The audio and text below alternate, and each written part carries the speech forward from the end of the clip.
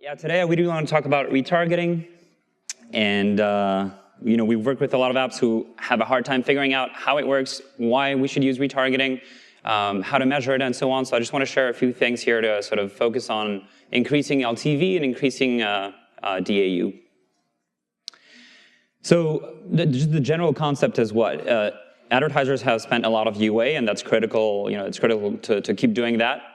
And the struggles that appear, the challenges that appear, is that you have to fight for attention. Basically, a lot of apps out there. You need to make sure that your app stays on top of mind for that user. They want to increase their retention, and so they felt like the retention on UA channels was not enough to sustain long term, and they want to increase profitability, right? So anybody with working for an app here, the question that comes to mind is always, how do I make sure that my users are happy, and how would I make sure that I drive revenue that I can invest in the teams and in marketing and events and whatever.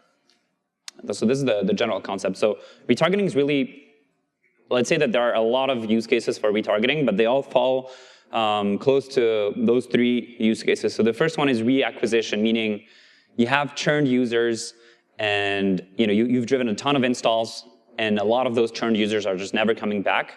So that's sort of use case number one. You want to bring them back to the app. Maybe you've pushed a lot of features that they've missed. So that's sort of use case number one. Not necessarily the one that's the most applicable, but that's just the first that comes to mind when you think of retargeting, right?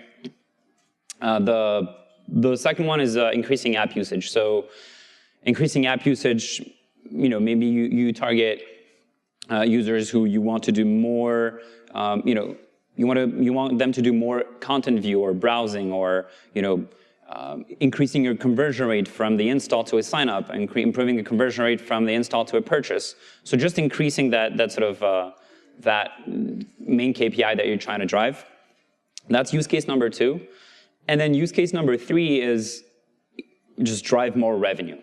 And out of all these three use cases, the first one is the first one that comes to mind when you think of retargeting, but the last one is actually the one that has the more impact, the most impact on your top line, on your revenue, on your growth overall.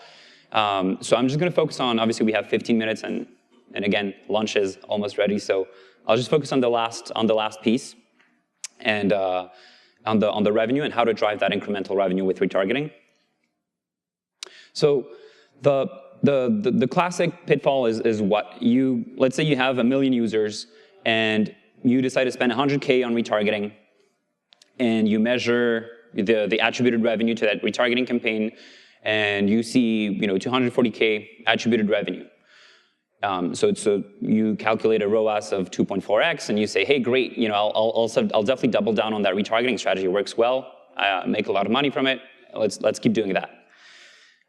But if you sort of if you do a deep dive analysis of, or even what was happening beforehand, what was happening before retargeting, you still had your 1 million users.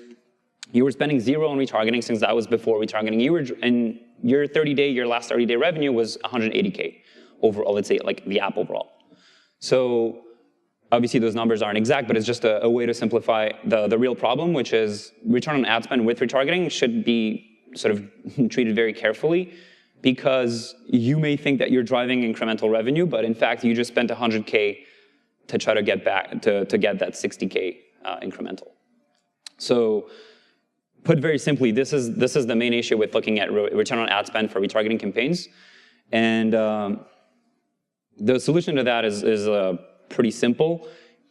Not necessarily simple to I would say set up or measure and so on, but the solution in general is really setting up a control group on your campaigns, and there's basically 20% of the audience, or whatever that percentage is for different apps. You set up 20% of the audience as a holdout group, and it's called the ITT protocol, intention to treat, and those 20%, they're not going to see any ads. The 80% will see ads, and then you measure your RPU, or you measure the overall target group revenue prorated per user, and you see if that actually drove a lift. And if that drove a lift, and that lift was less than your retargeting spend, then you're doing a good job. If not, then might not be worth investing a lot more here. So for this, there are a couple of issues that it comes to retargeting. I would say like 3 or 4 topics that are raised by advertisers we work with a lot, and I would say it's topics that come over and over again. So for this, I'm actually asked for if there's anybody in the audience, at least one person, who can come up on stage with me for 3 minutes.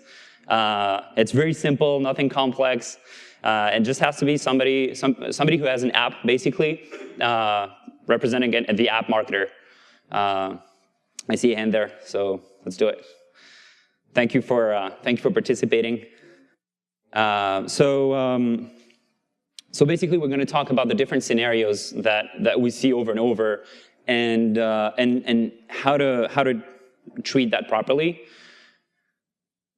Come up on stage. Thank you so much. Yeah, no worries. What was your name? Rami. Rami, thanks for that. So Rami, all I'm going to ask you is to make it simpler for me.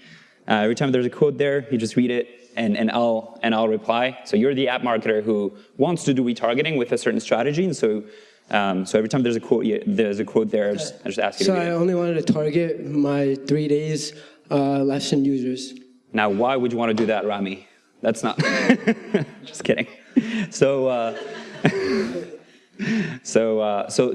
all right. Objection number 1. App marketer Rami only wants to target the 3 days lapsed users, right? So to explain this, I'm going to use the so-called steak with wine approach. So the steak with wine is pretty simple. I'll come back to that later. Steak with wine is pretty simple. The concept is that imagine if Rami owns a restaurant and he has regular customers coming in every day for lunch, and they order steak every day, right? So those are your regular active users that come in the app every day. What we're trying to tell Rami is that, hey, in your restaurant, we are actually going to try to sell wine with their steak, so you may have regular customers coming in every day, and they may be spending every day at your restaurant, but they could be spending more if we were presenting them with some special offers or with a great wine selection that we sort of carefully designed. And so what we're going to do is we're basically going to break out the room of Rami's restaurant in 2 pieces, and one room we're not going to do anything. The other room we're going to sell wine to them or try to sell them fancy stuff that comes on top of their steak. And then we'll just see which part of the room drove more revenue. And if the cost of me doing that is less than the wine that I've sold, then it's profitable for Rami to do that. So this sort of, the lapsed, like focusing on lapsed users is not necessarily the best approach when you want to drive that revenue. For other strategies, if you're talking reacquisition, if you're talking increasing just app usage, it's a different story, but specifically, if your KPI is driving revenue, then the lapsed users is not necessarily the best sort of way to start. And I love wine, so. There you go. So to give you an idea, when we measure incrementality over lapsed users, so that incremental revenue that we're driving, and we compare that when we target active users or where we target lapsed users, the incremental revenue that we drive is actually, this is an average on roughly 10 campaigns, but overall, the incremental revenue is twice as high when we target active users versus, hold on, let me check on this, cool, than on lapsed users. And for gaming, it's slightly different. It's the same results, but emphasized. Because for gaming, it's even harder. You know, when somebody plays a game every day, they're usually pretty addicted. They're usually, everybody who knows me in this room knows I play Golf Clash a lot, and I'm an active user. I'm definitely not forgetting what the app is and so on. So if I churn from Golf Clash for 3, 4, 5 days, I've probably given up, or I'm like I've decided to stop using my phone. But realistically, I've given up on the game. So for gaming, it's even higher. Rami, your turn. But a lot of my active users will convert organically. Well, sure thing, Rami. So the organic piece, it's really like a big question that comes over and over, right? But my active users are already spending. how do I know that you're actually driving that revenue?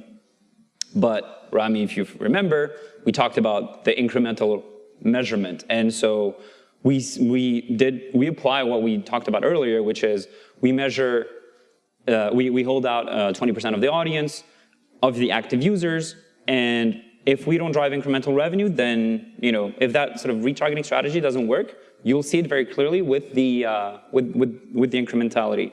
So what we see happens a lot is that control revenue is basically going to be just the steak people, and then the target revenue is going to be filled with people who ordered both the steak and the wine that goes with it. So this is similar to A/B testing, technically, if you think about it. Rami, you're supposed to read the quotes, man. Just kidding. It is an A/B test. It's a form of A/B test. The way to measure it, the way to set it up is pretty similar, but the big notion of return on ad spend versus that incrementality is hugely important, because A/B test, if you A/B test two creatives and one works, or both work, you'll be very happy with it. But like if both the A and the B perform the same way and they perform well, you can keep both, or you'll be very happy with both. But in this case, if the A and the B are equal, then you will not be happy. That just means that retargeting strategy is not working for you. But in the methodology, it's absolutely sort of an A/B test. There's one more thing after that, but basically, the main sort of KPIs, the takeaways that we're taking from retargeting campaigns is one, you have to really choose your goal properly. You're either trying to reacquire churned users, or you're trying to increase that conversion rate from the install to the sign up, or you're trying to drive cash, basically revenue and top line revenue. Try to remember that sort of wine and steak analogy. Don't sell, upsell. That's really, it's a lot easier to upsell an existing customer than it is to sell to somebody who left or somebody who hasn't paid yet. So that upsell, you'll see a lot of good results when you try to upsell your existing users. And then obviously when you're trying to upsell your existing users, super important to measure that incremental value with a control group. And so heads up, one thing that if you do all of this, that'll be great, first of all. But if you do all of this, you'll end up with a quick sort of problem. But retargeting active users breaks my UA channel performance. Very, very true, Rami. So it is. So if you look at there, what's happening is basically you have a UA channel, and that UA channel, let's say you're running ads on Facebook, and you have a 7-day like a ROAS target, and that Facebook channel is going to perform a certain way. Let's say you have 2x ROAS on Facebook, but when you start retargeting those users, you will obviously steal some of that revenue from Facebook. And so when you measure the ROAS, when you just look at your ROAS on Facebook, that ROAS might drop, or actually should drop, if you set it up exactly as we said before.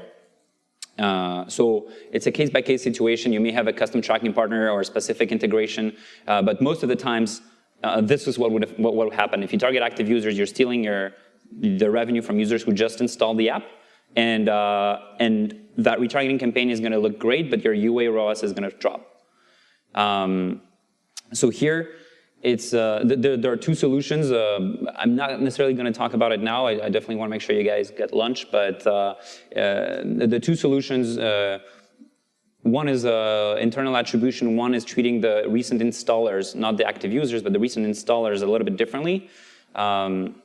So if you do have sort of that case, I'm happy to answer questions or happy to walk you through that. But I don't think that's sort of very appropriate on stage. So if you have any questions, meet us at the booth at Addictive. And before Rami goes, I want to thank him for his participation. So I just want to make sure you have a nice bottle of champagne. All right, give a big round of applause for Rami. Thanks. Thank you, guys.